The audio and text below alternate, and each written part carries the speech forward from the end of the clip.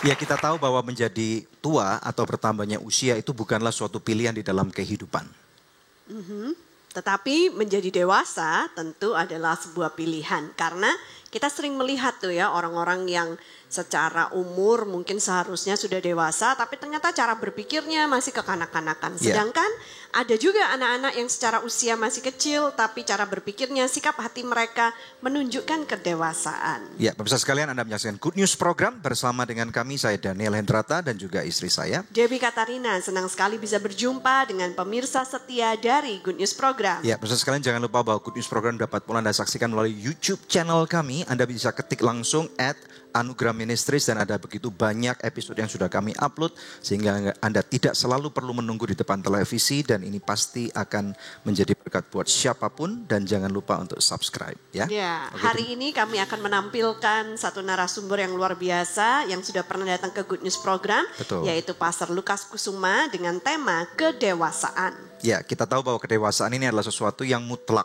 ya dan akan membuat bagaimana rencana Tuhan itu dapat kita terima dengan baik dan dapat kita genapi dalam kehidupan kita sehingga nama Tuhan akan dapat dipermuliakan.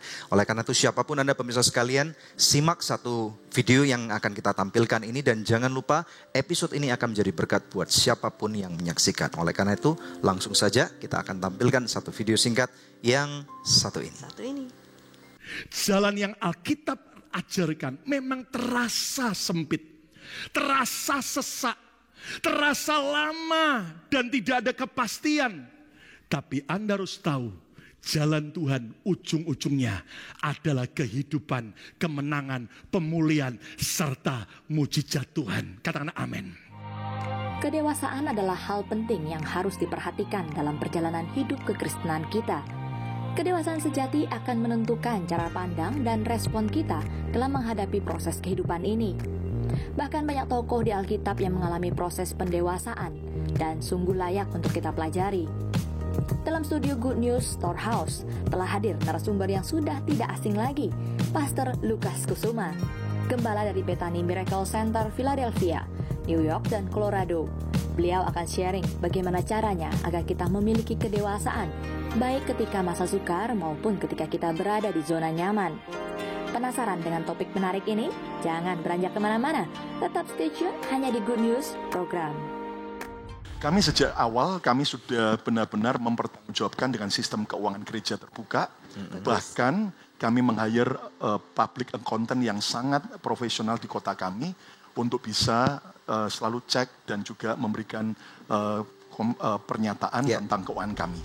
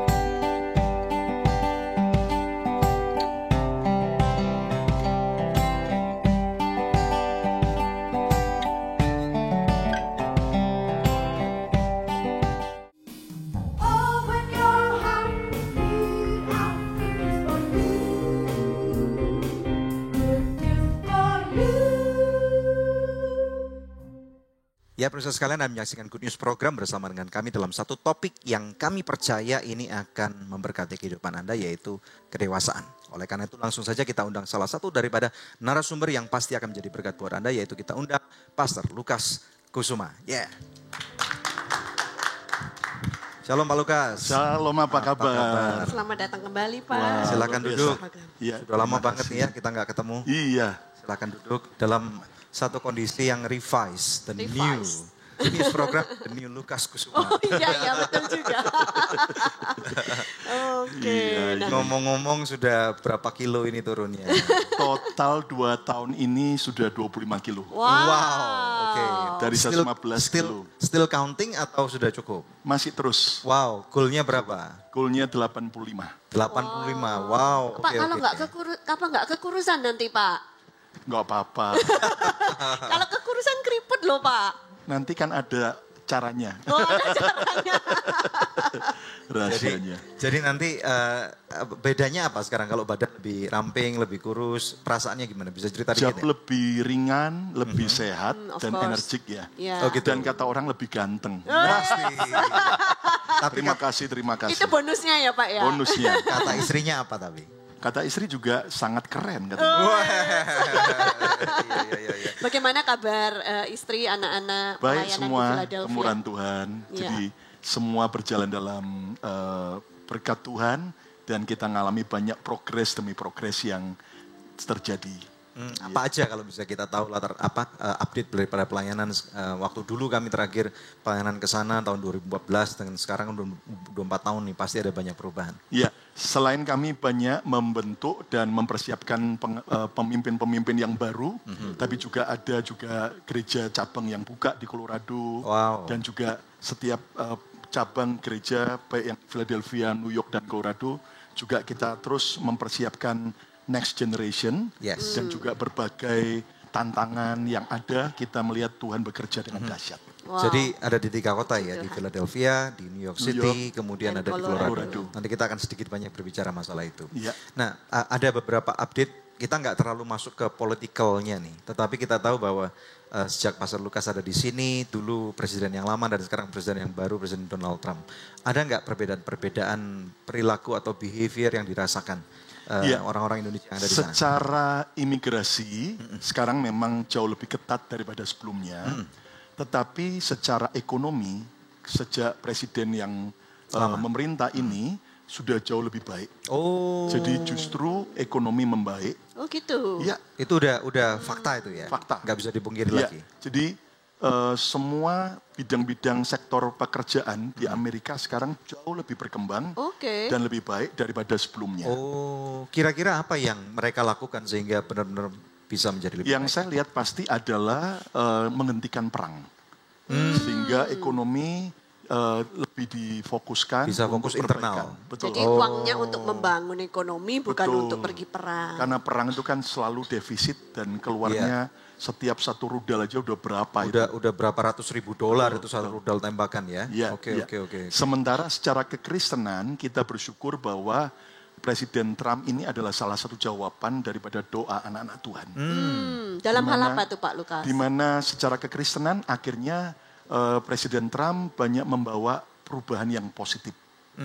Salah satunya adalah sekarang dia memberikan sebuah peraturan bahwa dari kelompok LGBT tidak LGBT. boleh memaksa untuk pendeta maupun gereja yang tidak mau menikahkan mereka. Oh oke. Kalau dulu kan dimasukkan penjara tuh Masuk kalau sampai nggak penjara, mau. Ya. sementara sekarang justru akhirnya diberikan sebuah kebebasan bagi gereja maupun pendeta Untuk menolak.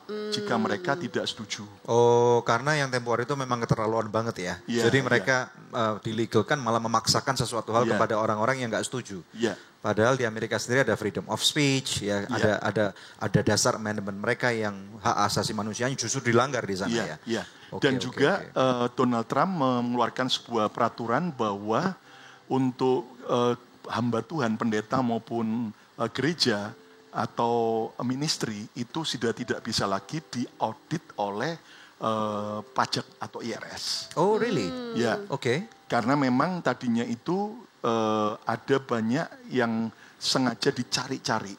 Oh, kesalahannya. Oh oke. Ya. tapi Memang itu kan kita berarti tidak bisa pungkiri. bisa menjadi ranah positif dan negatif dong. Iya, iya. Orang-orang Memang kita yang- tidak bisa pungkiri. Oke. Mungkin ada penyimpangan-penyimpangan, tetapi ada juga yang akhirnya hanya sekedar dicari-cari.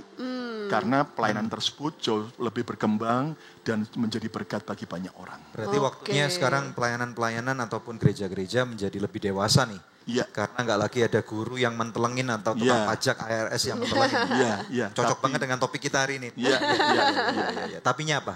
Silakan. Ya, jadi ketika ada kebebasan begini, memang tetap harus bertanggung jawab soal keuangan kepada Tuhan, kepada jemaat, walaupun IRS atau pajak sudah tidak lagi memeriksanya. I see. Bagaimana dengan gereja Anda? yang tentang perpajakan, audit dan yang lain-lain ini sekarang udah nggak diawasin lagi, gimana terus? Ya, kami sejak awal kami sudah benar-benar mempertanggungjawabkan dengan sistem keuangan gereja terbuka. Bahkan kami meng-hire public accountant yang sangat profesional di kota kami untuk bisa selalu cek dan juga memberikan pernyataan tentang keuangan kami. Nah, itu semua kan mahal ya, Pak Lukas ya. Iya. Bayar auditor itu kan mahal banget, puluhan ribu dolar bahkan mungkin ya. Keuntungannya buat gereja Anda apa sebenarnya dalam keuntungannya adalah kita membangun yang namanya trust, kepercayaan. Dan juga kami akhirnya mendapat juga kepercayaan baik dari Tuhan, jemaat, tapi juga ketika sekian tahun yang lalu kami beli gedung gereja, akhirnya ada bank yang mau meminjamkan pinjaman. Karena banyak bank tidak percaya dengan gereja. Jadi credibility-nya juga dibuktikan ada secara real gitu ya. Betul. Nggak cuman jargon atau ngomong-ngomong marah atau kemudian nggak diakui oleh orang-orang, tetapi ada sesuatu yang real. Nah ini masuk nih dalam topik kita. Dewasa berarti gerejanya. Bahkan akhirnya kemurahan Tuhan kami harusnya 30 tahun cicilan, tapi kami ada berkat lebih selalu kami tambahkan, sehingga tidak sampai 6 tahun kami sudah bebas hutang. Berarti sekarang udah lunas? Sudah lunas. Anugerah Tuhan. Anugerah Tuhan. Berarti Bethany Miracle Center itu, yang di jalan apa itu? Jalan Pro Street di Philadelphia. Keren. Oke, kita akan take a break dulu, nanti kita akan masuk ke topik tentang kedewasaan. Silakan. Pemirsa jangan kemana-mana, kita pasti akan diberkati melalui lebih banyak kesaksian dan penjelasan dari Pastor Lukas Kusuma. Stay tune bersama kami hanya di Good News Program. Saya fokus dengan panggilan dan saya lakukannya terbaik. Dan dalam hidup saya untuk menjadi seorang pemimpin yang tidak insecure tapi secure, itu sebuah proses.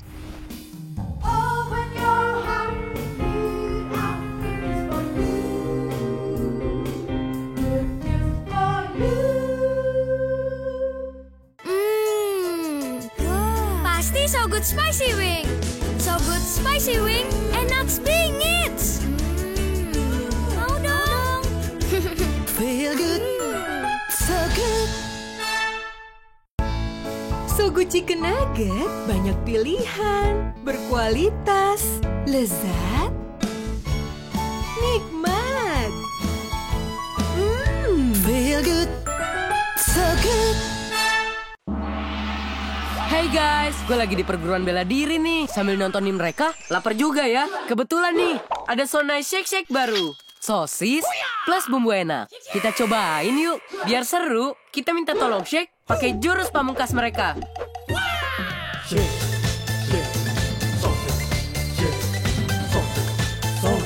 Serunya makan Sonai Shake Shake kan main rasanya. Tunjukin ide serumu, nge-shake Sonai Shake Shake.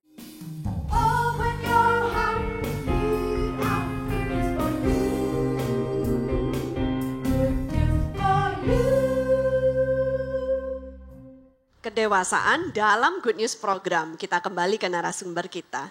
Nah, Pak Lukas mau bertanya, apa sih yang dimaksudkan dengan kedewasaan? Kriterianya apa kalau seseorang itu bisa dibilang dewasa? Ya, kedewasaan terukur dari tanggung jawab yang dia embankan, bagaimana dia bisa mempertanggungjawabkan semua dengan baik. Lalu kedewasaan juga bicara tentang ketika ada kebebasan, tetapi dia tidak menyalahgunakan kebebasan, tetapi justru dia akan bisa bertanggung jawab dengan baik. Lalu kemudian kedewasaan juga akan terukur ketika melewati ujian. Karena seperti apa? Contohnya adalah saya melihat dari Alkitab bagaimana Nabi Samuel itu dibesarkan oleh keluarga Imam Eli. Betul. Dan kakak rohani mereka, Hofni Pinehas, kita tahu reputasi Imam Eli dengan Hofni Pinehas anak-anak mereka itu kacau sekali. Betul. Tapi yang menarik, Samuel dalam asuhan Imam Eli, dia tidak ikut tercemar. Dia tidak ikut dalam kejahatan kakak-kakaknya, tetapi dia tetap bisa semakin cemerlang sebagai seorang nabi. Kira-kira menurut Pak Lukas sendiri apa yang Samuel itu lakukan yang Hofni Pinehas tidak lakukan? Ya, jadi Samuel itu dia bersikap dewasa ketika melihat kekurangan pemimpinnya, kekurangan orang lain. Jadi dia nggak nyacatin pemimpinnya, tetapi justru bisa ngambil pengalaman orang lain untuk dia lakukan sesuatu yang berbeda. Iya, betul. Menjadi pembelajaran bagaimana dia bisa menjadi lebih baik gitu ya. Betul. Dan itu yang membuat akhirnya justru Tuhan suka kepada Samuel. Karena ada banyak orang ketika dia tahu kekurangan pemimpinnya atau kekurangan orang lain, dia sibuk menghakimi, atau dia sibuk pahit, atau bahkan juga dia terlarut dengan kesalahan yang sama. Tapi kita lihat Samuel itu ibarat sebuah berlian yang muncul di antara sampah. Wow. Itulah kedewasaan. Wow, berlian muncul di antara sampah. Nah, berarti dari sini kita bisa belajar bahwa ternyata kedewasaan itu penekanannya bukan kepada usia atau kepada size, ukuran. Bukan ya. Jadi kedewasaan tidak terukur dari usia, tidak terukur dari berapa lama kita jadi orang percaya, berapa lama kita melayani maupun berapa tinggi jabatan kita. Terlalu banyak orang yang di dalam kepemimpinan tetapi sangat kanak-kanak. Contohnya adalah Raja Saul. Kan? Betul. Dia hanya cuma dengar lagu nyanyian daripada wanita yang lebih mengunggulkan Daud. Langsung maka panas dia panas dan sebagainya. Dan itu merugikan hidupnya sendiri. Berarti ini berbicara tentang seorang pemimpin yang insecure gitu ya. Nah, bagaimana dengan sekarang Pastor Lukas nih, Pak Lukas nih, memimpin sebuah jemaat yang sangat besar. Ada 1.100 jemaat di Philadelphia, di University ada berapa? 250 orang. 250 orang di Colorado. Colorado 150 orang. Nah, pasti dong orang bilang kalau semakin besar menara itu anginnya semakin gede. Iya. Nah, pernah diomongin orang enggak kayak gitu? Wah, kalau yang itu kenyang. Kenyang. Buat gemuk dulu. Nah, mungkin dulu stres gara-gara itu. Tapi setelah dewasa, jadi kita tidak pernah bisa menutup mulut orang. Iya, betul. Yang kita bisa lakukan dengan dua tangan kita adalah lipat tangan berdoa, dan tutup telinga kita. Dalam pengertian, tetap kita mau terima feedback. Apapun yang menjadi sesuatu kritikan kita bisa pelajari, tetapi selebihnya adalah kita dengan Tuhan. Kita nggak pernah bisa menyenangkan semua orang. Betul. Ya, pemimpin apalagi. Berarti menjadi seorang pemimpin yang secure itu nggak gampang dong. Iya. Nah, langkah-langkah apa yang waktu itu secara taktis tadi kan sudah dikatakan kita nggak bisa ngelarang orang bicara. Kita cuma bisa berdoa dan tutup tangan, tutup telinga. Lalu hal-hal real apalagi yang Pastor Lukas harus lakukan pada waktu diuji dalam hal ini, misalnya diomongin orang atau dan yang lain, tapi kemudian Anda malah menjadi lebih besar, menjadi lebih dewasa gitu. Ya, yang pasti jangan pernah terganggu dengan apapun yang orang lain lakukan maupun katakan. Karena hidup kita tidak bergantung dari orang lain. Hidup kita bergantung dari Tuhan dan keputusan dan respon kita sendiri. Jadi yang saya lakukan, saya fokus dengan panggilan dan saya lakukannya terbaik. Dan dalam hidup saya untuk menjadi seorang pemimpin yang tidak insecure tapi secure. Itu sebuah proses. Ada contoh real nggak yang pernah Anda lakukan, ada orang yang malah kemudian Anda bangkitkan kemudian menjadi seseorang yang dipakai Tuhan luar biasa, mungkin dalam hal tertentu bahkan lebih luar biasa daripada Anda sendiri misalnya? Ya, yang saya lakukan adalah saya selalu punya sebuah filosofi. Saya tidak mau jadi seperti pohon beringin yang bertumbuh besar tetapi tidak pernah berbuah dan tidak pernah menumbuhkan tunas baru. Saya selalu menggambarkan hidup yang berarti adalah seperti yaitu pohon pisang. Walaupun dia hidup tidak terlalu lama tapi berbuah, manis, tetapi juga tunasnya memunculkan banyak, tunas-tunas baru. Karena pisang cuma bisa berbuah 1 kali kalau nggak salah ya. Iya, harus ditebang, setelah itu kan? dia mati. Tapi sebelum itu dia munculkan banyak tunas-tunas pisang yang baru. Iya, dan cepat banget tuh dia munculnya ya. Jadi yang saya lakukan adalah kami terus melatih, membangkitkan banyak pemimpin-pemimpin baru. Dan salah satu contohnya adalah ada banyak pemimpin yang insecure ketika melihat orang lebih baik daripada dia.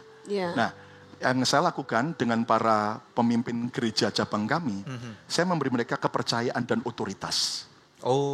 Jadi saya memberikan, bukan saya hanya menaruh mereka sebagai boneka, tapi saya memberikan mereka kepercayaan dan saya hanya menjadi officer buat mereka untuk hal-hal yang penting saja.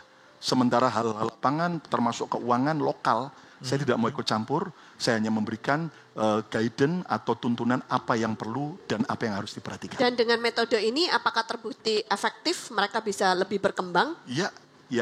Jadi memang ada value, ada nilai-nilai yang saya tularkan, tetapi ada kepercayaan juga yang saya berikan kepada mereka. Wow, awesome ya. Nah kita tahu di tiap kota kan atau tiap negara bagian terutama kalau misalnya kita ngomong dalam konteksnya di Amerika. Kan behavior, cara berpikir orang berbeda-beda. Philadelphia, New York, dan Colorado. Nah bisa ceritakan sedikit nggak masing-masing perbedaan ini di 3 kota ini apa? Ya, saya tahu bahwa setiap orang dan setiap pemimpin berbeda. Dan setiap medan peperangan itu berbeda. Strategi dan hikmat yang perlu dilakukan. Jadi saya mendampingi para pemimpin itu untuk memberikan sebuah insight kepada mereka, hikmat bagaimana cara menghandle-nya. Tetapi selebihnya secara lapangan saya memberikan pada mereka sebuah kepercayaan. Oke. Dan mereka jelas yang tinggal di sana, mereka jauh lebih tahu kebutuhan dan sebagainya. Dan saya berkata, I agree dan saya mensupport mereka. Mana yang lebih mudah kalau misalnya ada orang tanya antara 3 kota ini? Yang lebih mudah, setiap kota pasti punya keunikan. Oh. Ya, tapi bagi saya pribadi, hometown saya adalah kota Philadelphia. Bagi saya yang paling mudah Philadelphia. Karena Bapak tinggal di sana ya. Sekarang udah berapa tahun di Philadelphia? Saya sejak tahun 2000. Jadi sudah 18 tahun. 18 tahun. Wow. Bahkan sekarang Yehuda sudah 17 tahun. Udah tinggi banget. Sudah lebih tinggi dari saya. 180 berapa? 180 lebih. And still counting ya? Ya, masih. Dia dan saya bersyukur bahwa salah satu pemimpin yang kami bangkitkan adalah keluarga sendiri. Di mana Yehuda juga khotbah dengan baik dan memimpin anak muda. Kemudian istri saya juga jadi guru dan pengkhotbah yang baik. Dan anak kami yang kedua umur 7 tahun, Bethany juga sedang terus aktif dalam pelayanan. Puji Tuhan. Masih cabi, masih lucu gitu ya? Oh enggak, sudah kurus, cantik sekarang. Masih main tamborin dia? Iya. Dan sebagainya ini juga. Ini makanya father to set tone and rule gitu ya. Kalau papanya kurus berarti anak-anaknya ikut kurus semua. Kalau papanya nggak mau kurus, anak-anaknya dari no reason for me to slim down karena papanya nggak mau kurus. Tapi ini contoh yang baik. Ini contoh pemimpin rumah tangga yang dewasa. Amin. Luar biasa. Kita akan take a break dulu ya Pak Lukas. Dan ngomong-ngomong deh Pak Lukas ini talented banget, multi talent gitu. Nanti setelah break beliau akan menyanyikan satu lagu terbaik dari album baru. Wow, keren. Nantikan yang satu ini. Segenap jiwaku menyembah, segenap jiwaku bersuka, segenap kuatku nyatakan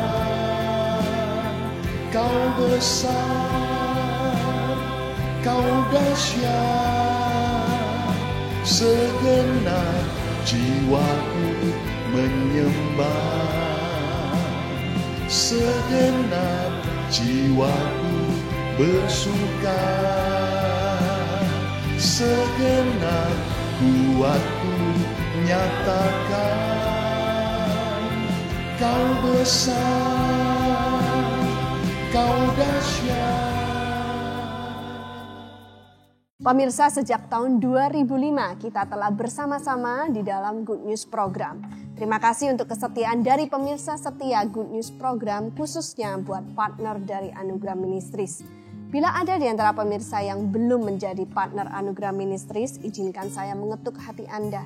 Mari sama-sama kita dukung Anugerah Ministries supaya bisa lebih banyak lagi pekerjaan Tuhan yang kita lakukan bersama-sama. Anda bisa menghubungi kami di nomor telepon yang tertera di layar kaca pemirsa atau memberikan taburan di nomor rekening yang tertera. Pemirsa, kami percaya taburan Anda berada di ladang yang subur dan akan membuahkan banyak hasil bagi pekerjaan Tuhan. Tuhan Yesus memberkati.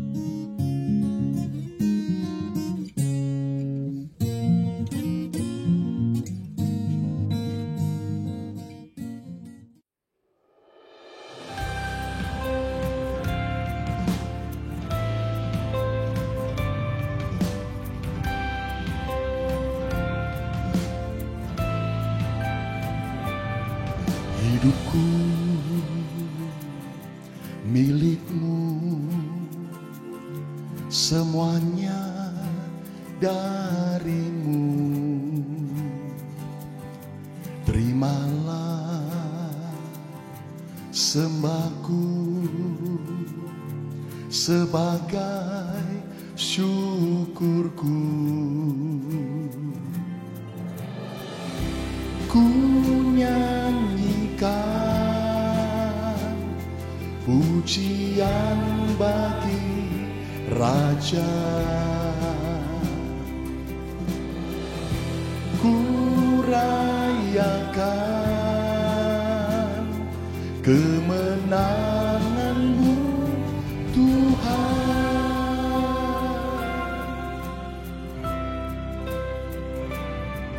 Hidupku milik-Mu, semuanya dari-Mu. Terimalah sembahku sebagai syukurku. Ku nyanyikan pujian bagi Raja. Ku rayakan kemenangan-Mu Tuhan.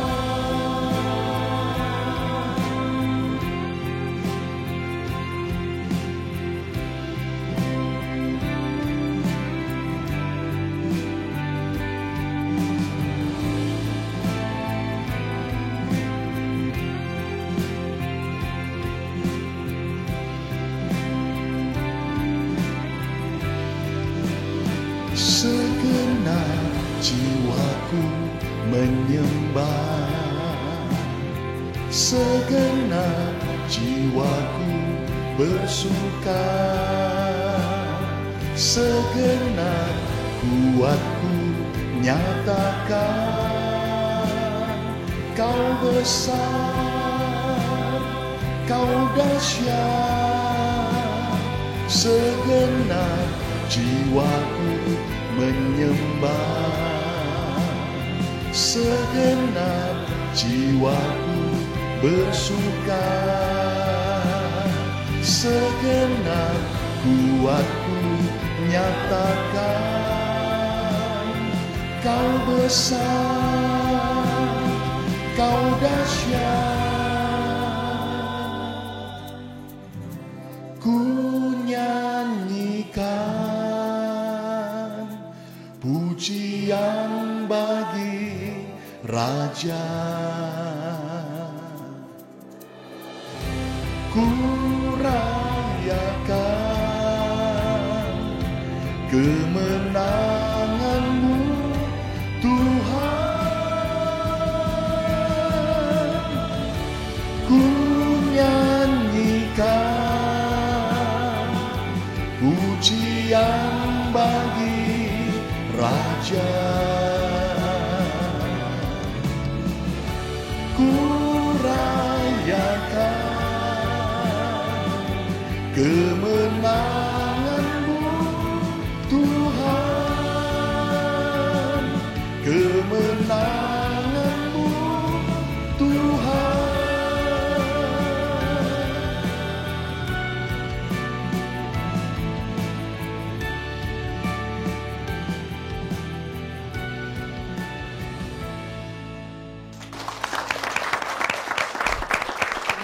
Tadi lagu ditulis oleh siapa Pak Lukas? Oleh Jason. Wow, oke. Ini lagu baru ya Pak ya? Lagu baru. Dari album baru juga? Iya. Tadi judulnya apa Pak? Hidupku milik-Mu. Makna dari lagu ini buat Pak Lukas sendiri secara pribadi apa? Ketika kita menyerahkan hidup kita jadi milik Tuhan, ibarat seperti sarung tangan, ketika tangan seorang dokter masuk, maka bisa mengoperasi pasien yang sakit, dan hidup kita akan dahsyat ketika Tuhan ada dalam kita. Tampaknya memang sukanya ini ya, menaikkan pujian, menyanyi, dan yang lain-lain seperti itu ya? Iya. Oke. Bisa penyembahan passion saya. Bisa cerita sedikit nggak rekam jejaknya dalam peralbuman ini seperti apa? Ya, ketika Tuhan akhirnya tahu kerinduan dan menjawab doa, akhirnya tiba-tiba ada yang mengkonekkan saya dengan Jason ketika dia mau ke Amerika untuk liburan, dan kita ngobrol, ketemu, dan ketika dia baca buku saya, akhirnya dia terinspirasi, dan ada satu kata penting katanya yang ada di buku saya, mengubah nasib, itu akhirnya yaitu kata kemurahan Tuhan.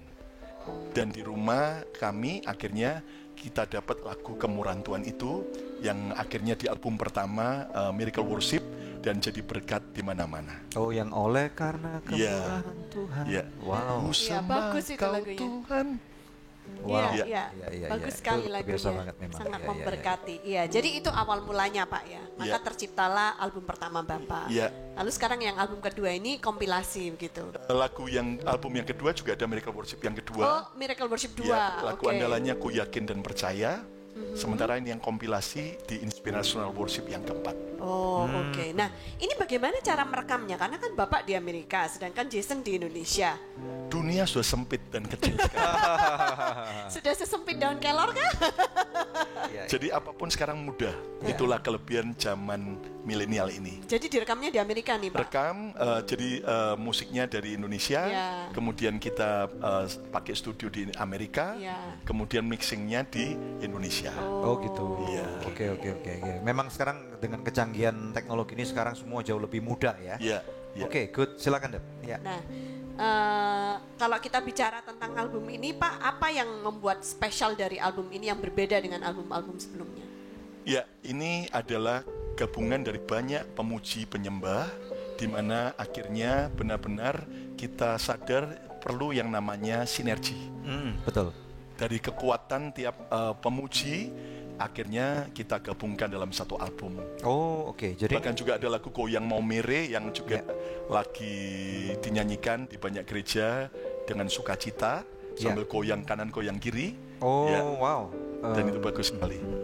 Luar biasa. Jadi ini ada banyak sekali artis-artis yang luar biasa yang ada di sini ya. Ada Bobby Febian, kemudian ada Jason, ada Irwan Alexander, Sydney Mohede, Irwan Chandra, dan gak ketinggalan nih ada satu orang kita nih. Nova Marindra, luar Singer biasa. kita, Nova Marindra. Oh, keren banget. Oke, ini waktunya sekarang Puji Kristen. Tuhan. Silakan. Iya. Nah, pemirsa, sebelum kita lanjut dengan bincang-bincang kita dengan Pastor Lukas, waktunya kuis pemirsa sekalian. Pertanyaannya adalah, apakah judul lagu yang tadi dibawakan oleh Pak Lukas Kusuma? Anda bisa kirimkan jawabannya melalui SMS ke nomor HP yang tertera atau melalui email ke quiz@anugerah.net dengan format seperti yang tertulis di layar kaca pemirsa. Maka kepada 5 orang pemenang terpilih, kami akan mengirimkan masing-masing sebuah CD Inspirational Worship 4 persembahan dari Pastor Lukas Kusuma dan Impact Music. Tetap bersama kami pemirsa, kami akan kembali lagi dalam Good News Program. Jujur kalau kita tidak dewasa melihat pemimpin atau orang lain dalam kekurangan, mungkin kita tidak panggil bapakku lagi.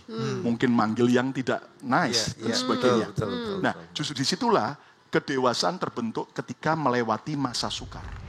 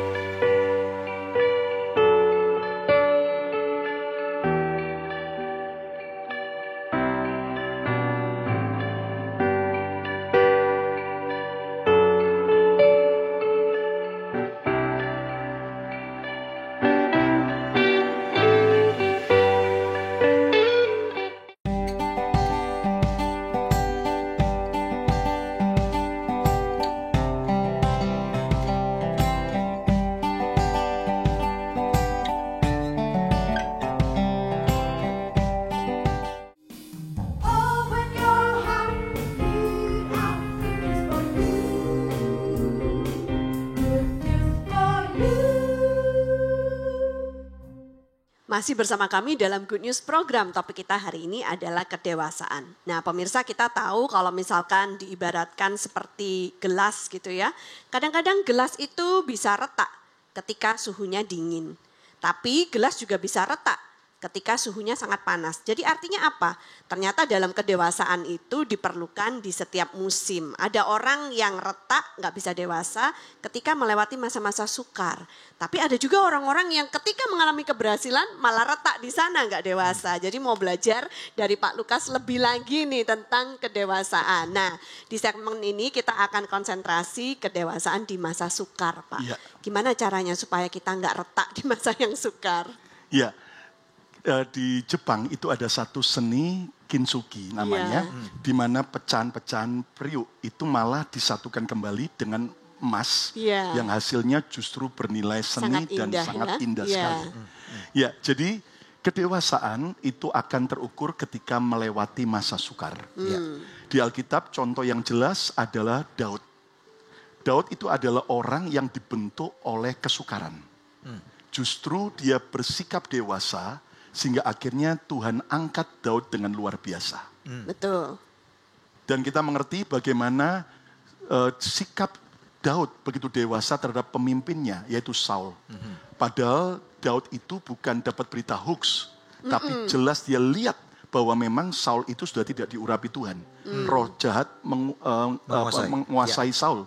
Nah, bahkan Daud itu adalah orang yang pernah disakiti dan dikecewakan oleh Saul. Ketika akhirnya anak wanita daripada Saul, yaitu Merab, itu tidak diberikan kepada Daud setelah Daud mengalahkan Goliat. Tapi justru dikawinkan kepada pria lain bernama Adriel. Dan sebetulnya Daud tahu persis bahwa kalau orang Israel menikahkan, pasti anak perempuan yang tertua lebih dulu. Contoh kasus Lea dan Rahel. Nah, anak Saul wanita cuma 2, yaitu Merab dan Mikal. Nah, itu pun akhirnya Daud dilukai. Tetapi ternyata Daud berespon benar. Ketika dia juga dikejar-kejar, mau dibunuh, dianggap sebagai pengkhianat. Tapi lihat bagaimana Daud tetap tidak mau menyentuh orang yang diurapi Tuhan. Lihat bagaimana ketika akhirnya Daud hanya memotong ujung jubah Saul. Dan dia teriak kemudian, Bapakku, Bapakku, Tuanku, Tuanku. Jujur kalau kita tidak dewasa melihat pemimpin atau orang lain dalam kekurangan, mungkin kita tidak panggil Bapakku lagi. Mungkin manggil yang tidak nice dan sebagainya.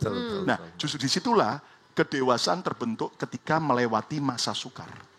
Karena justru melalui proses sesuatu benda yang bagus itu akan dihasilkan. That's right. Seperti mutiara juga. Melalui proses yang menyakitkan, justru dia di-cutting, dipoles, akhirnya menjadi sebuah permata yang sangat indah. Nah, kita tahu bahwa dalam kehidupan memang tidak selalu semuanya itu baik atau mudah gitu ya. Nah, ada orang-orang yang misalnya pada waktu mereka mengalami masalah dengan, nggak harus dengan pemimpin gereja lah. Kita ngomong dengan sesama teman-teman gereja. Misalnya kan kalau di gereja itu kita nggak bisa bendung, kadang-kadang ada orang nawarin bisnis, pinjam duit, nanti kemudian nawarin ini dan itu yang lain-lain. Dan kemudian sesuatu yang buruk terjadi di tengah-tengah dealnya mereka itu. Sehingga akibatnya ada orang yang berkata, udah deh saya nggak mau lagi ke gereja. Gitu. Atau ada orang lain yang berkata, udah deh kalau saya pindah gereja. Kalau pindah gereja sih nggak masalah gitu. Tapi kalau kemudian orang berkata, saya nggak mau jadi orang Kristen, saya lihat bahwa Tuhan itu jahat, kejam, lihat aja orang-orang yang kayak gitu. Nah ini gimana? Justru itu berarti orang itu belum dewasa. Oh, ini berarti tanda orangnya belum dewasa nih? Iya. Ya, karena kita harus sadar bahwa tidak ada orang sempurna. Jelas kita tidak mengkompromikan dengan kesalahan tersebut. Betul. Tetapi justru kita kalau tahu kekurangan seseorang, selain kita mendoakan, biar kita bisa bicara dengan sopan, tepat, dan penuh kasih untuk memberi input. Jadi kita nggak boleh diemin orang yang bersalah? Ya. Kalau dia mau berubah, puji Tuhan. Tapi kalau dia tidak mau berubah, itu tanggung jawab dia dengan Tuhan. Nah, yang pasti kita sudah melakukan bagian kita. Nah, kalau misalnya dalam sebuah gereja nih, kita ambil contoh gereja aja nih, kita nggak usah ngomong di luar gereja dulu. Nah, misalnya orang ini udah ngomong, udah berkali-kali Pak, udah sampai saya tunggu 2 tahun, 3 tahun nggak berubah. Dan setiap minggu kalau saya lihat wajah orang itu Pak, firman Tuhan nggak bisa masuk ini, kita gimana? Ya, itu akan merugikan orang itu sendiri. Ya, jadi menghadapi begitu, kita harus mengampuni dan kita memahami setiap orang. Karena kalau toh dia pindah gereja manapun, cari gereja yang sempurna, dia tidak akan mendapatkan. Bahkan kalau satu saat dia mendapatkan satu gereja sempurna, begitu dia masuk jadi tidak sempurna. Gara-gara dia. Karena dia membawa luka hati dari tempat lain. Nah Pak, kalau kita bicara tentang masa sukar, bisa jadi kegagalan atau penolakan atau pengkhianatan. Nah ini gimana kita bersikap dewasa pada saat hal-hal seperti ini sedang terjadi dalam hidup kita? Tuhan mengajar saya bahwa kita harus belajar seperti Yesus sendiri. Siapa kita? Tuhan Yesus saja dikhianati, ditolak, kemudian disakiti. Bahkan juga kemudian benar-benar dilukai, bahkan sampai disalibkan. Tetapi bagaimana Yesus berespon benar? dalam kedewasaan. Wow. Lihat bagaimana di atas kayu salib. Itu orang-orang yang menyalibkan tidak minta ampun sama dia. Yeah. Tapi tanpa mereka menyadari kesalahan mereka, Yesus berkata, ya Bapa, ampunilah mereka. Yeah. Nah, banyak orang ketika orang baru minta maaf, mungkin dia baru memaafkan. Tapi ketika orang tidak menyadari kesalahannya, disitulah dituntut kedewasaan apakah kita tetap mau melakukan bagian kita, yaitu mengampuni dan mengasihi orang tersebut. Oke, Pak Lukas tolong lihat sana sebentar Pak Lukas. Nah, ditusuk dari belakang, jebret gitu. Nah, dikhianati orang itu sakitnya gimana Pak? Sakitnya tuh di sini. Kok di dengkul Pak? Lutut. Iya.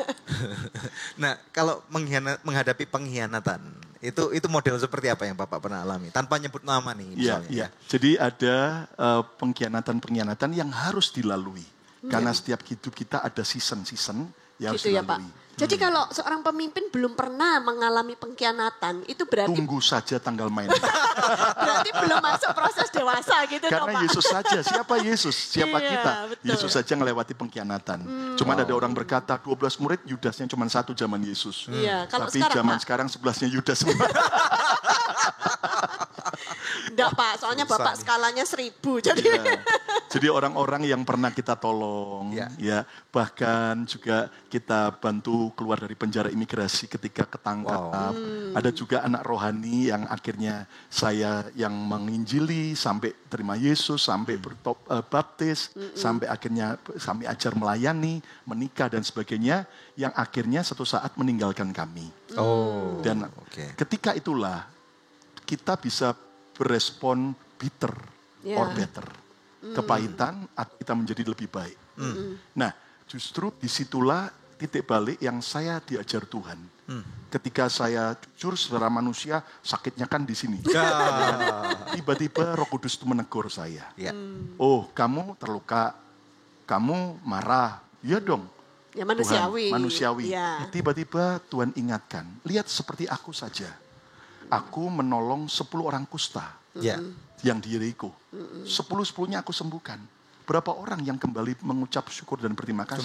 Cuman satu. 10%. Lalu Tuhan berkata, apakah aku tidak tahu sebelum mereka sembuh bahwa hanya 1 orang yang kembali, 9-nya akan melarikan diri. Jadi ini kita kalau ngomong menghadapi pengkhianatan berarti namanya kasih agape harus keluar dong berarti. Betul, betul. Wow. Jangan pernah jadi pahit.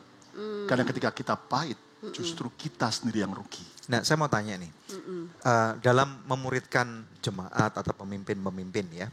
Nah, kemudian sampai batas mana kemudian kalau misalnya ada orang yang berkata nih kepada Pak Lukas nih contohnya, Pastor Lukas maaf nih saya sudah 10 tahun mengikuti Pastor Lukas nih, sekarang saya mau membuka gereja sendiri gitu. Ya. Nah, sikap apa yang seorang pemimpin harus ambil? Nah, tunggu, jangan jawab dulu karena ada sesuatu yang mau lewat gitu ya. Nah, pemirsa sekalian, kita tahu dalam menghadapi pengkhianatan atau apa ya, tadi saya katakan ini kedewasaan yang terjadi di dalam akibat suatu tingkah laku seseorang yang mungkin kita nggak sepakat atau nggak setujui. Hal ini nggak mudah gitu ya. Bagaimana dengan Anda? Ada pengalaman nggak? Kalau ada pengalaman Anda bisa share bersama dengan kami. Atau mungkin kita bisa berdoa bersama-sama. Anda bisa hubungi kami di layar televisi Anda ada nomor telepon. Atau Anda bisa kirim WhatsApp kepada kami. Anda bisa kirim email atau Facebook Messenger. Kami ingin dengar tentang pengalaman Anda. Dan nanti setelah ini kita akan mendengarkan ada kisah lagi tentang bagaimana kita melepaskan orang yang kita muridkan untuk bisa berdiri sendiri. Oke? Jangan kemana-mana, stay tune hanya di Good News Program. Kerajaan Tuhan tidak selalu sepaham dengan apa yang kita lakukan. Bisa jadi dia punya sebuah mainstream tersendiri. Ya kita rilis. I see.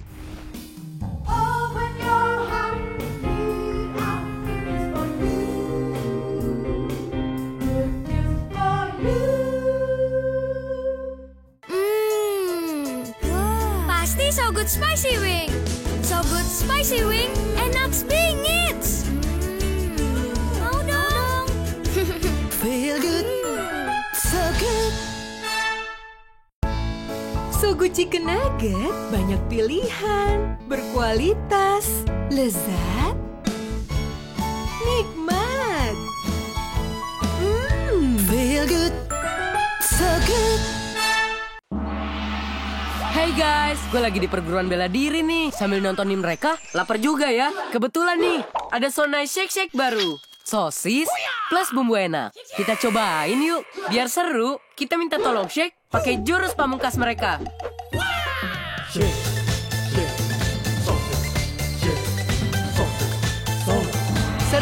makan Sonai Shake Shake kan main rasanya. Tunjukin ide serumu, nge-shake Sonai Shake Shake.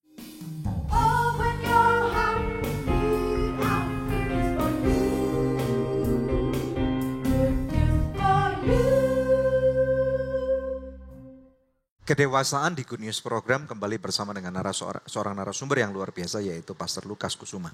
Nah, kembali kepada pertanyaan tadi. Ya. Jadi ada orang yang sudah dibesarkan, dimentorkan dengan baik, kemudian mereka berkata selamat tinggal gitu. Nah, ini gimana nih? Disitulah perlu kedewasaan. Salah satu ukuran kedewasaan adalah apakah kita siap melepaskan apa yang harus dilepaskan. Wow. Nah, Melepaskan masalahnya apa yang harus dilepaskan. Iya. Siapa masalahnya kan mempertahankan justru ia kehilangan. Iya. Tapi siapa rela menyerahkan justru ia akan mendapatkan. kadang-kadang kan gini Pak Lukas. Ada orang yang berkata kan kamu sudah saya besarkan. Kalau kamu mau berdiri sendiri, ini hamba Tuhan nih, kita nggak ngomong laki-laki di luar gereja nih. Kan kamu waktunya berdiri sendiri, kamu pakai nama gereja kita aja gitu. Nanti jangan lupa 10%-nya masuk ke kita gitu misalnya. Nah ini gimana nih? Ya, jadi ketika kita dewasa, Ya. ada musim di mana kita harus rela melepaskan. Dan itu ada kalanya sudah tidak lagi di dalam naungan kita. Nah disitulah ujian apakah kita bersikap bapak atau pemimpin.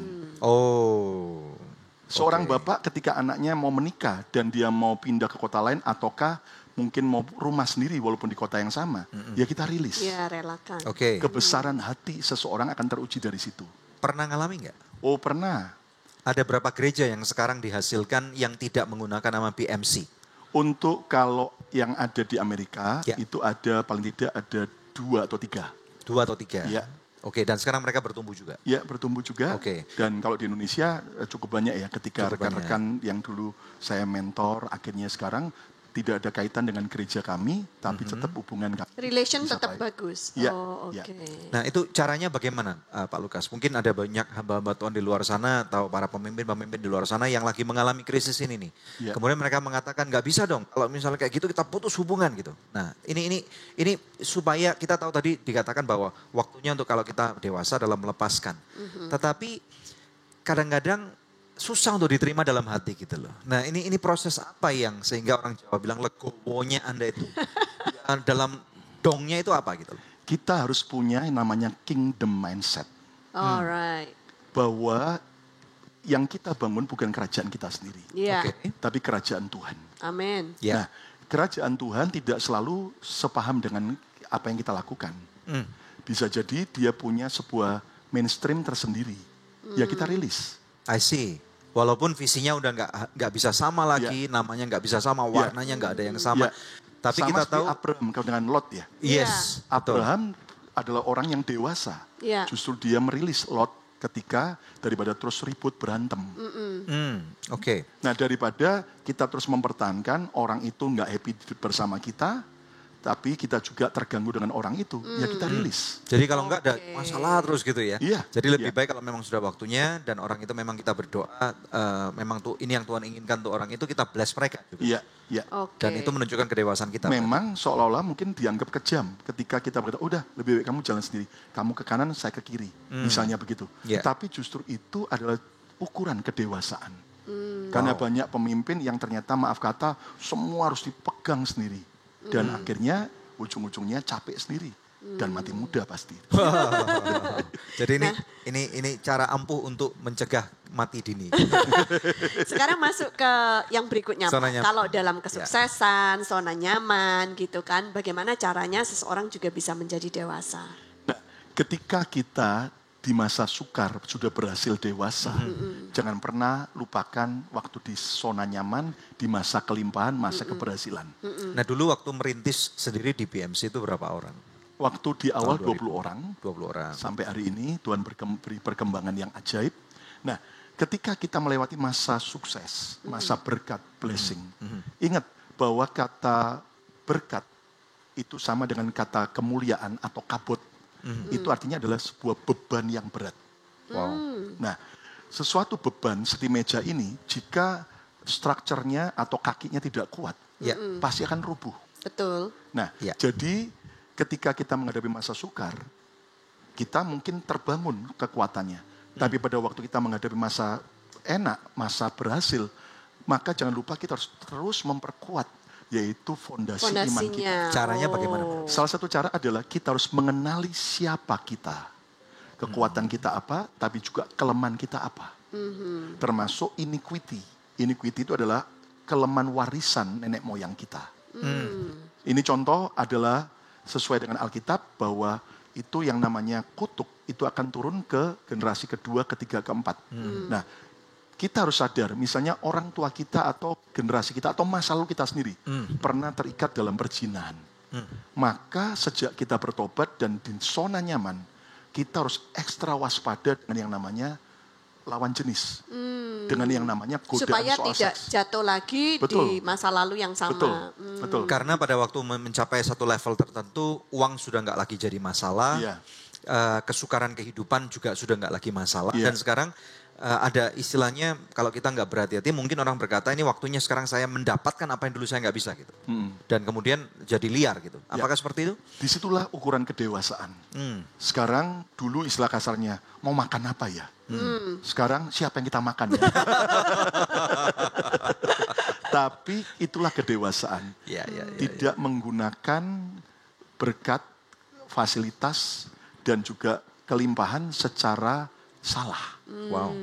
Ketika kita bisa tetap mempertanggungjawabkan dengan baik hidup kita, maka itu yang disebut dewasa. Wow. Contoh adalah Daud. Ketika dia di masa sukar, dia bertahan. Tapi ketika dia di masa zona nyaman, dia sempat jatuh dengan Bathsheba.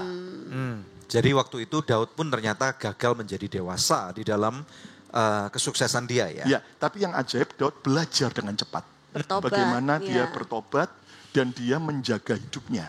Kalau kita lihat akhirnya kesalahan Daud pada waktu raja-raja berperang, dia tidak berperang waktu itu. Dia santai, di zona nyaman, jatuh dengan Bathsheba. Tapi kalau kita lihat di Alkitab, sejak kejatuhannya dan dia bertobat dan dia perbaiki, dia selalu ikut perang. Wow, jadi stay on the cutting edge ya. Iya. Karena kalau kita nggak sebagai seorang pemimpin atau bapak rohani, kita justru hanya ngutus, kita nggak pernah diutus, itu bahaya berarti. Betul. Dalam konteks ini ya. Oke, good. Silakan. Nah, pemirsa, sebelum kita break ada doa yang sudah terjawab. Ini laporan dari Departemen Doa dan Konseling kami ya. Seorang bapak yang beberapa saat yang lalu mengalami kesulitan keuangan. Setelah kami doakan, dia mengirimkan SMS kembali dan berkata, "Shalom, puji Tuhan, dana saya sudah cair. Bahkan dengan cara yang ajaib ada orang yang mengembalikan uang proyek kami. Padahal itu hutang sudah lama yang kami tidak ingat lagi. Kami bersyukur Tuhan selalu tepat waktu menolong. Terima kasih atas doa dan perhatiannya. God bless you." God bless you too. Nah, pemirsa, masih adakah di antara pemirsa yang memerlukan bantuan doa atau konseling? Anda bisa menghubungi kami di nomor-nomor telepon yang tertera di layar kaca pemirsa atau melalui email di doa@anugerah.net, sebab tim konseling dan doa kami siap untuk membantu Anda. Tetap bersama kami pemirsa, kami akan kembali lagi dalam Good News Program. Kemudian pada waktu kita dewasa, kita melihat bahwa hal-hal yang dulu kita anggap penting, yang kita anggap ini adalah kehidupan kita, ternyata nggak matters lagi.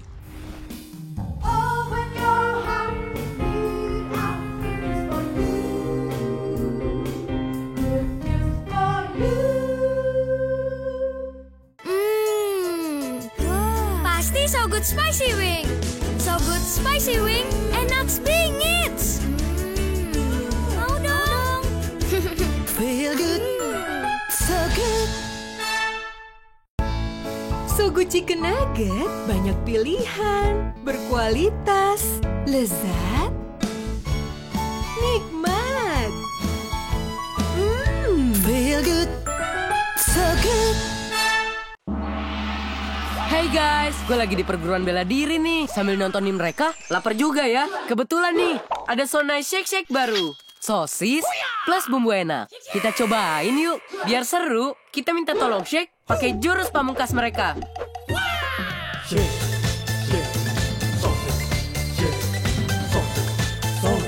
Serunya makan Sonai Shake Shake kan main rasanya. Tunjukin ide serumu, nge-shake Sonai Shake Shake.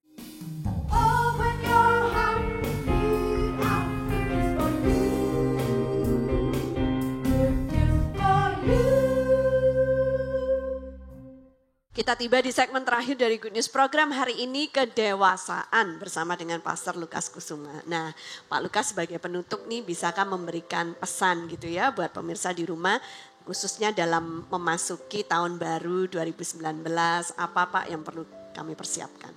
Ya, tahun depan jelas akan semakin banyak tantangan dan perubahan. Jadi diperlukan kedewasaan lebih lagi dari setiap kita untuk kita cepat beradaptasi dan kita juga bisa terus menjadi orang yang berada di area perubahan. Sebab kalau kita memusuhi perubahan, kita akan terlibas habis. Tetapi kalau kita bergerak dalam perubahan bersama dengan Tuhan, percayalah kita akan terus mengalami keberhasilan. Amin. Terima kasih sudah mampir di Good News Program. Ya. Nanti next time ya, kalau mampir lagi ke Indonesia, kita adakan sesuatu hal lagi bersama dengan Pak Lukas. Gitu. Salam buat istri, untuk anak-anak dan terutama untuk segenap jemaat sekalian. Terima kasih. Puji Tuhan. Ya, terima kasih.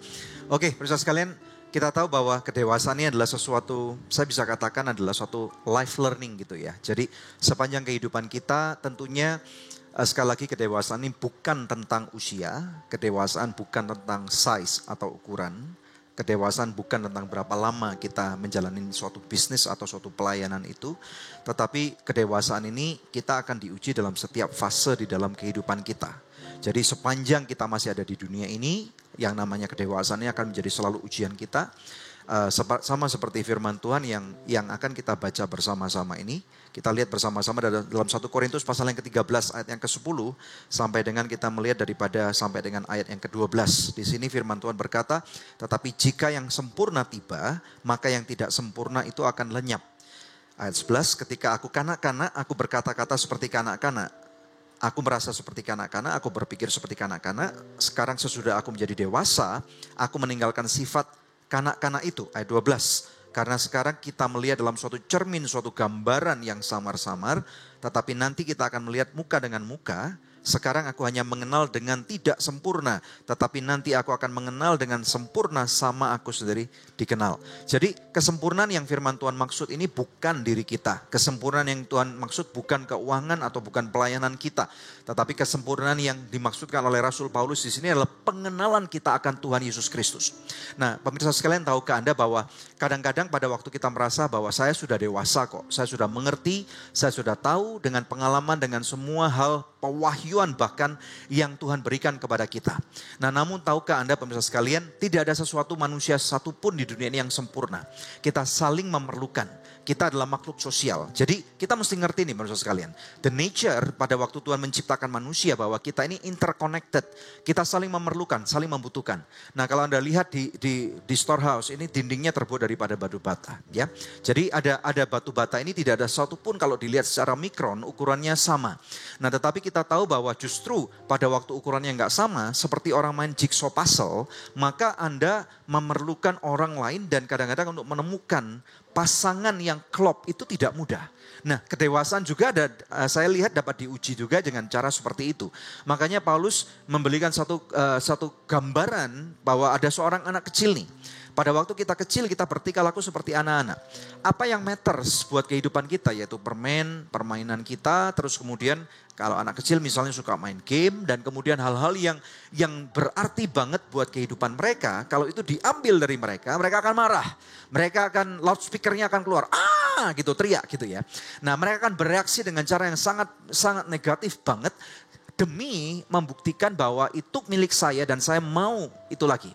Nah, tetapi kemudian pada waktu kita dewasa, kita melihat bahwa hal-hal yang dulu kita anggap penting, yang kita anggap ini adalah kehidupan kita, ternyata nggak matters lagi. Yeah. Waktu saya kecil nih pemirsa sekalian ya, saya suka sekali melihat film kartun. Ya, kalau zaman saya itu ada Voltus 5, kemudian ada Megaloman dan banyak lagi yang lain-lain. Saya juga waktu kecil saya suka sekali lihat Donald Duck, Mickey Mouse gitu ya. Dan waktu saya sampai SMA saya kira I will never let this go gitu. Aku nggak akan pernah merasa nggak suka dengan hal-hal ini gitu ya. Bahkan waktu kuliah pun seringkali nonton hal-hal ini menyenangkan banget gitu. Tetapi ada satu waktu gitu ya dalam kehidupan saya, ternyata waktu saya lihat ini lagi kayaknya udah gak terlalu menyenangkan tuh. Dan bahkan pada waktu sekarang saya sudah punya 2 orang anak-anak saya sekarang udah mulai beranjak dewasa.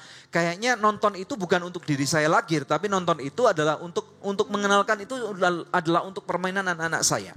Nah ini yang firman Tuhan katakan. Sekarang pada waktu kita dewasa, kita nggak lagi berfokus lagi kepada apa yang anak-anak kita suka atau diri kita waktu anak-anak suka. Tetapi akan ada satu tonggak atau ada satu milestone dalam kehidupan kita di mana if we are willing to let go. Seperti tadi yang narasumber katakan, pada waktu kita willing untuk melepaskan itu, tidak lagi mementingkan hak milik kita, tidak lagi mengatakan bahwa hal itu aku, diriku dan saya yang paling penting, maka firman Tuhan mengatakan yang tidak sempurna itu akan kemudian ditunjukkan pada kehidupan kita, tetapi jika yang sempurna tiba, pada waktu pengenalan akan Kristus di dalam iman, di dalam kedewasaan, di dalam pelayanan, di dalam bisnis itu akan tiba, maka kita akan mulai lebih mengerti the real purpose of our life. Ada satu noble purpose yang harus kita kejar. Ada satu kedewasaan murni yang kita kejar. Walaupun ada satu ayat yang mengatakan Tuhan Yesus berkata bahwa kerajaan surga adalah milik seperti anak-anak. Tetapi tahukah pemirsa sekalian bahwa Tuhan Yesus maksudkan bukan anak-anak kecil saja yang secara size atau pikiran yang ada di sana. Tetapi Tuhan Yesus berkata bahwa tentang simplicity. Seseorang anak tidak akan, kalau kita lihat 2 orang anak. Anda masih ingat kalau Anda punya 2 orang anak, mereka berantem gitu ya. Tetapi 1 jam kemudian dengan cepat mereka bisa melupakan itu. Dengan gampang mereka dapat melupakan, dengan gampang mereka akan dapat memaafkan. Tetapi kemudian pada waktu mereka menyadari, mereka akan justru saling senang, dengan senang mereka akan berbagi kembali. Mereka tahu bahwa seorang anak-anak itu akan dengan lebih cepat untuk mudah percaya. Jadi ini yang Tuhan Yesus maksudkan. Kalau kita tahu bahwa ada seseorang yang datang untuk memberikan nasihat yang baik kepada kita. Walaupun nasihat yang baik itu seringkali menyakitkan hati kita. Kita tahu kadang-kadang kalau ada pewahyuan yang kita anggap ini paling benar nih, doktrin yang kita pegang paling benar. Dan kemudian kita sudah paksakan sampai gereja kita pecah, sampai pelayanan kita ribut. Kemudian ada orang yang berhikmat datang untuk memberikan nasihat dengan baik kepada kita. Tahukah Anda pemirsa sekalian bahwa Tuhan bisa pakai siapa aja kok. Ada seseorang yang bernama Bileam, ya, kemudian bahkan keledai yang dia tumpangi itu kemudian bersuara. Jadi Tuhan pun bisa pakai keledai. Ya, seseorang atau sesuatu yang bahkan tidak berharga di mata kita. Seseorang yang tidak berarti di mata kita. Itu kemudian Tuhan bisa pakai untuk menjadi corong alatnya Tuhan. Berbicara dengan keras. Dengan satu ekspresi yang sangat luar biasa. Dan pada waktu kita bisa menerima dengan baik. Kita tahu bahwa hal itu akan justru menyelamatkan kita. Nah, bagaimana dengan Anda pemirsa sekalian? Hari ini kita berbicara tentang kedewasaan. Kedewasaan adalah suatu pilihan. Kalau hari ini kita memilih untuk menjadi seseorang yang dewasa, saya percaya bahwa apa yang Tuhan rencanakan dalam kehidupan kita, yaitu rencananya digenapi, hidup kita berbuah lebat, sehingga ada orang-orang lain yang datang untuk dapat Tuhan pakai, dapat Tuhan kirim untuk menikmati buah-buah hasil daripada apa yang Tuhan berikan kepada kita. Apakah Anda tertantang untuk menjadi dewasa? Kalau Anda tertantang, mari saatnya kita sekarang berdoa. Mari kita berdoa. Bapa, dalam nama Tuhan Yesus Kristus, berdoa untuk setiap pemirsa Good News Program.